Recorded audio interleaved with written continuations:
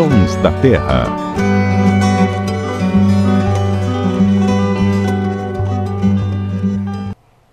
E aí, tudo bem? Seja bem-vindo a mais um episódio do Sons da Terra, podcast preparado pela equipe do Terra da Gente em parceria com a Rádio CBN. Aqui ao meu lado minha colega Ananda Porto. Tudo bem, Ananda? Tudo bem, Tamura. Muito bom estar aqui com vocês. Mais uma vez, Luciano Lima, nosso biólogo nosso com a convidado. gente. E aí, Lu, tudo bem? Tudo bom, meus amigos? Tudo jóia. Tudo maravilha. Lu, o nosso assunto hoje, Saltator similis. Que cara é esse aí? Trinca-ferro. Trinca-ferro. Trinca-ferro é uma ave muito popular no Brasil, infelizmente pelo motivo errado, né? Uma ave muito visada pelo tráfico de animais silvestres. Muita gente gosta de botar um trinca-ferro na gaiola. E por qual motivo? Pelo canto? Pelo canto, ele não é uma... Ele é uma ave bonita, né? Mas é verdinho e tal, não é... Ele é uma ave bonita, mas não é chamativa. Pronto, defini bem. Boa. Porque o canto é um bem assovio, bem mavioso, tem algumas variações, tem o trinca-ferro boi que faz um... Ele bota um boi no final, então você tem variações de dialetos, aí alguns foram selecionados em cativeiro, inclusive, e acabou sendo um passarinho muito visado pelo tráfico. Ainda é? Ainda é. Tem diminuído, felizmente, né, esse negócio de passarinho, coisa mais cafona que passarinho em gaiola, é só... Não sei, só qualquer coisa. Só passarinho em gaiola. Só o pessoal que fica com a barriguinha aparecendo, né? Andando com o passarinho, com a camisa de botão aberta. Não, acho que pior é ter o passarinho na gaiola, né? A gente vê. Vou pôr o passarinho para tomar sol, né? Você tendo esse controle, né? Eu sei que por conta de ser um episódio sobre trinca-ferro, talvez alguém que tenha o trinca-ferro em gaiola vai ouvir, então fica o recado, meu amigo. Deixa esse passarinho embora, solta isso, vamos passarinhar, vamos observar as aves. O Brasil tem quase 2.000 espécies de aves. E botar passarinho na gaiola não tem nada a ver. Tem nada a ver. Hoje eu estava ouvindo uma entrevista de um etólogo. Sabe o que faz um etólogo? Etólogo. Não, um especialista em comportamento animal. Um especialista em comportamento de forma geral. Porque o ser humano também é um animal. E esse etólogo estava falando sobre essa questão. Perguntaram para ele, na perspectiva de alguém que estudou anos os animais em cativeiro, qual que é a perspectiva dele, porque de fato ele estudou os animais em cativeiro também e tal, e ele estudou muito macaco prego. E ele fala que a única palavra que vem à cabeça dele as duas palavras é tortura e escravidão. Ele fala que nenhum animal em cativeiro fica feliz e já começa com isolamento social. Ninguém em isolamento social é feliz. Então você pega um passarinho desse, tem um território que todo ano interage com outro, e você bota esse bicho numa gaiola e deixa ele ali. Enfim, é um negócio cruel, literalmente cruel.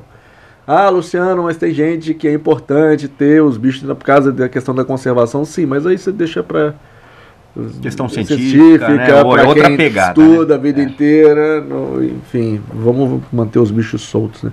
É sempre bom a gente falar disso, que sempre volta essa história de o pessoal querendo criar tudo quanto é bicho em cativeiro, né?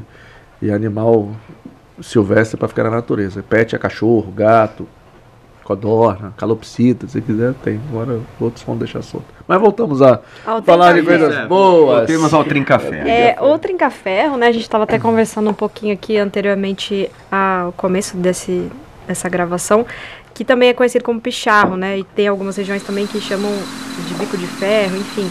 Mas por que desse nome, trinca-ferro? A bicada dele é muito forte.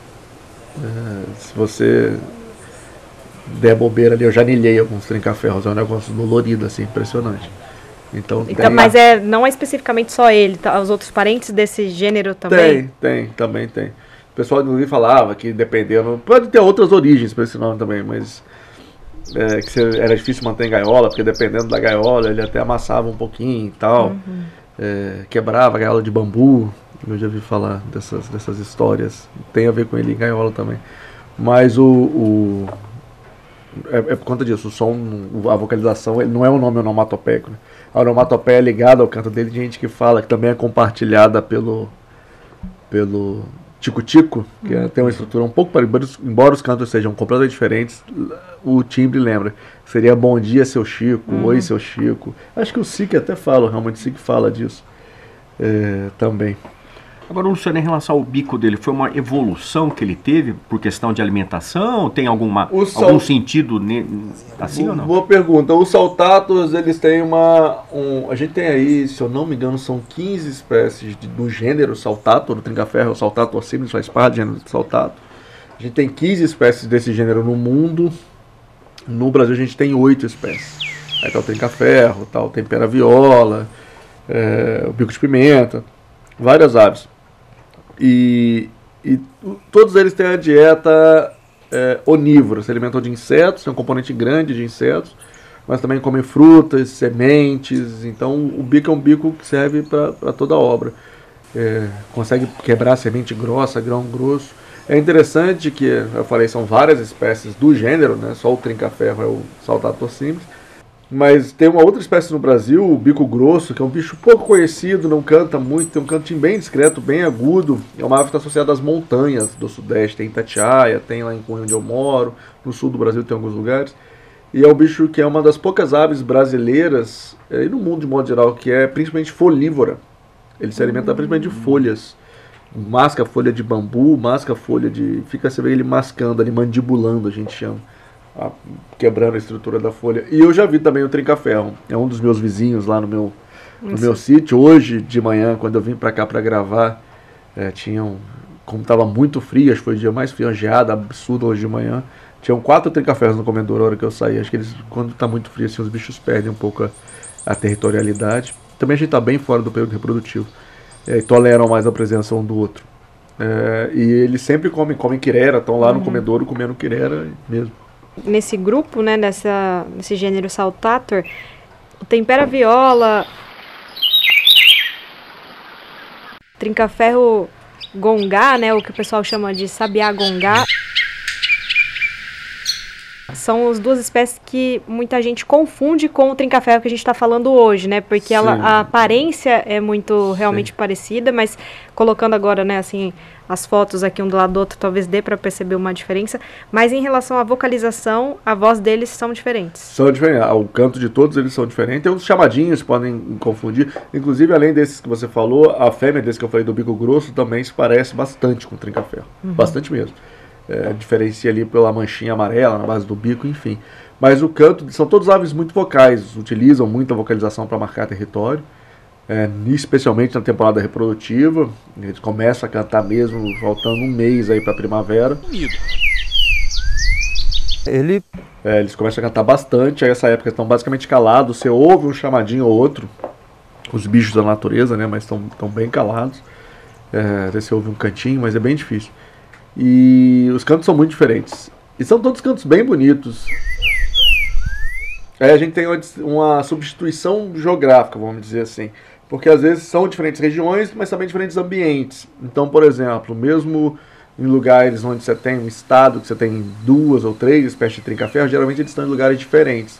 Então, por exemplo, no Rio de Janeiro, a gente tem o trinca-ferro, a gente tem o bico de pimenta e a gente tem o tempera-viola.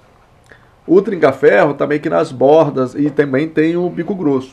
O bico grosso está lá no topo da montanha. O tempera-viola está lá na baixada. O trinca-ferro ele está meio que na borda de mata, ali na montanha, mata de galeria.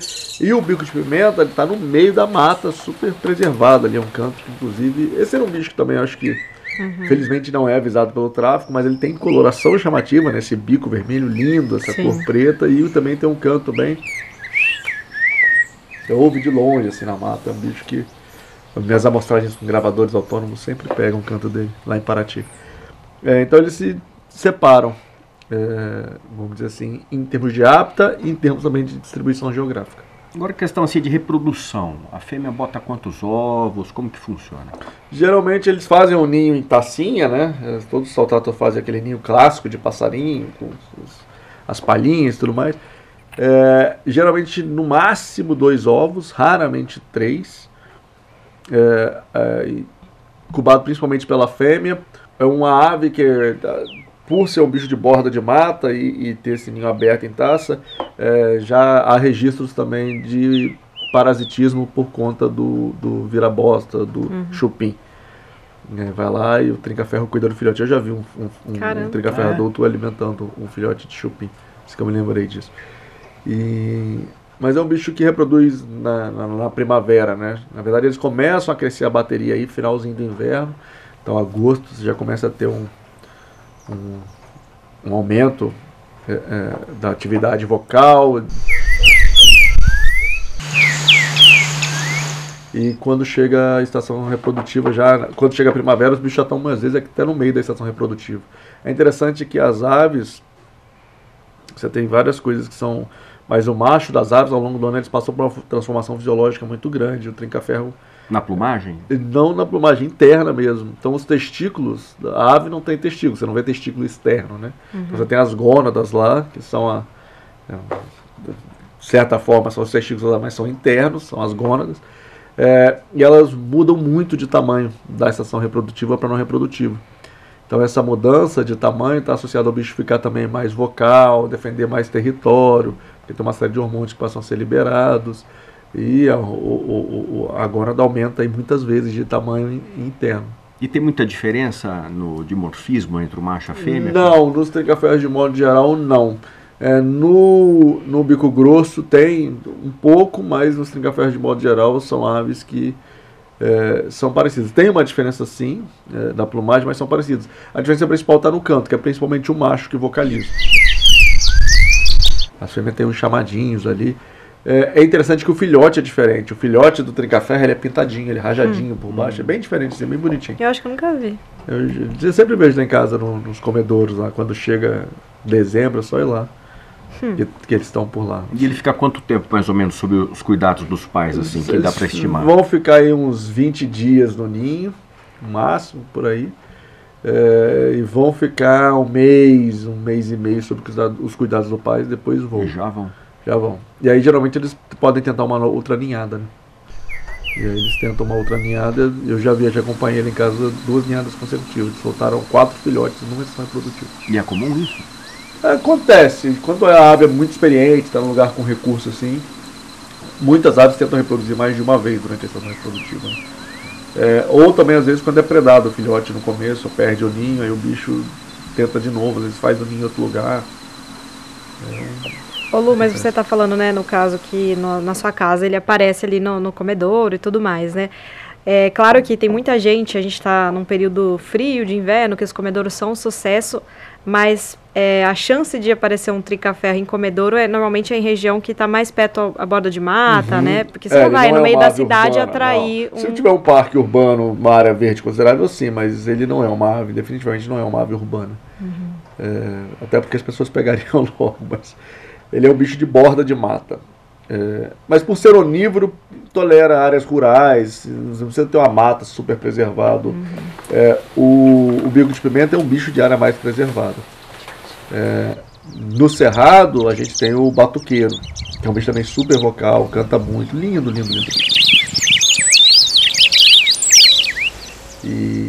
Mas é uma ave do cerrado, então eles se distribuem no Brasil em diferentes lugares, e cada um bem num ambiente bem específico, bem... E ainda em relação ao canto, né, que a gente sabe, né, o canto dele é bem admirado, até o motivo aí das pessoas quererem pôr essa ave na gaiola para ficar ouvindo, né, freneticamente a ave cantando. Mas quando a gente encontra essa espécie na natureza, existe essa questão do que a gente fala de sotaque, de ter diferença de região, um pouquinho, de mudar um canto para o outro ou não? Tem dialetos. Principalmente em aves, aves tem um canto muito complexo. O trinca-ferro faz parte de um grupo de aves onde a vocalização é aprendida. Então eles aprendem dos pais. A vocalização não é inata. É diferente, por exemplo, do João de Barro, dos papaformigas. Ele tem um componente de aprendizado no desenvolvimento do canto. Então, você pode ter trinca-ferros de regiões diferentes que cantam ligeiramente diferente, e isso acaba ficando fixado na população, porque o outro ouve aquele canto diferente e incorpora aquilo quando ele está aprendendo a cantar.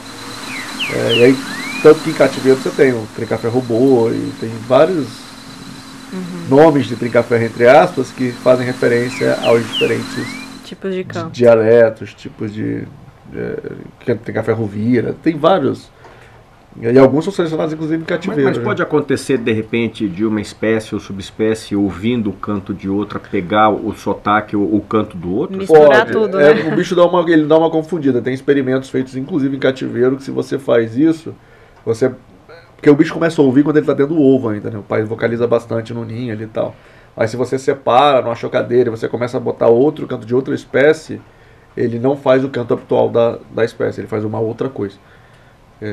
Isso acontece, às vezes bicho híbrido também, ele canta diferente, você não sabe se ele tá cantando mais para um, mais para outro. A vocalização das aves é uma coisa extremamente complexa, tem muita gente que estuda, principalmente em cativeiro também. Mas o fato de no Brasil a gente ter esses dois grupos, né, que historicamente eram chamados de ocines e subocines, os ócines e subócines. Os ócines seriam as aves que aprendem o canto e os subócines as que não aprendem. Então sabiá é ócine, trinca-ferro são ócine, canarim da terra é ócine, e os subócines seriam papa-formiga, João de Barro, arapaçu, que são os bichos que têm um canto mais estereotipado, né? Um negócio mais... O mais robusto tem que ser passado de geração para geração, vamos dizer assim. Isso, mas o filhote, se você tirar aquele ovo, assim que foi posto, tirar aquele ovo do ninho, chocar uma chocadeira, o indivíduo ele vai cantar, vai vocalizar o canto normal da espécie. Já o caso dos ócines, não. Tem que aprender. Tem que aprender. E aí tem vários experimentos que as pessoas fazem. Não é preto no branco, assim, tem todo um degradê. Sim, claro. Mas é curioso, né? Mas é bem interessante. E aí você entra em várias questões, né? Que a gente fala de transmissão de cultura, voltando para a etologia, transmissão de cultura, animal transmite cultura. Mas a partir do momento que você está cantando uma música e eu copio a sua música, eu começo a cantar aquela música, não é uma transmissão de cultura. Quando é música quando é canto de passarinho, não. Então tem toda uma questão. Leva essa reflexão e as pessoas estudam muito a vocalização das aves para tentar responder algumas coisas bem complexas em comportamento animal, aprendizado animal. Foi muito interessante, né, Lu, a gente poder ter essa aula aí, né? Sim, a gente conhecendo, não tinha tantas informações a respeito. E a gente tem trazido nas últimas gravações, né, nesses últimos meses, algumas aves que são consideradas comuns, mas são populares, tem esse apelo, né? A gente trouxe o canarinho, o pessoal pirou no canarinho. A gente trouxe recentemente o João de Barro, e o trinca-ferro também é uma ave, claro, tem essa questão que a gente está falando, que é uma ave muito visada pelo tráfico, mas tem também a questão dela ser muito admirada pelos observadores de aves, né? Então, todo dia a gente vê. E engraçado, ele é visado pelo tráfico, mas a gente consegue ver bastante. Por exemplo, curió, é difícil você ver na natureza. Agora, trinca-ferro, quase todo passarinhado está no Butantã. Você consegue ver. No meio de São Paulo, quando a gente vira na mata lá. Mas fica essa mensagem, para quem gosta de passarinho, bota os passarinhos em gaiola, tem outras formas de gostar dos passarinhos. E eu falo com conhecimento de causa, porque eu já criei trinca-ferro, eu já criei até curruíra. Matava passarinho de estilingue, botava passarinho em gaiola, porque todo mundo... Eu gostava de passarinho, desde moleque. E todo mundo que eu conhecia que gostava de passarinho, ou estilingava passarinho, botava passarinho em gaiola. Então, o que eu fazia? Eu estilingava passarinho e botava passarinho em gaiola. Mas é possível mudar. Porque eu descobri que existem outras formas de expressar meu amor pela natureza e pelas aves. E hoje, por exemplo, o trinca-ferro, você tem ali uma família no seu quintal que vai e vem. Eles são meus vizinhos, então vamos olhar os passarinhos voando e aprender sobre eles na natureza. Maravilha, então. Muito obrigado aí pela sua participação. Você também, Ananda. A gente vai ficando por aqui. Tchau, tchau, galera. Tchau, gente. Até a próxima. Sons da Terra.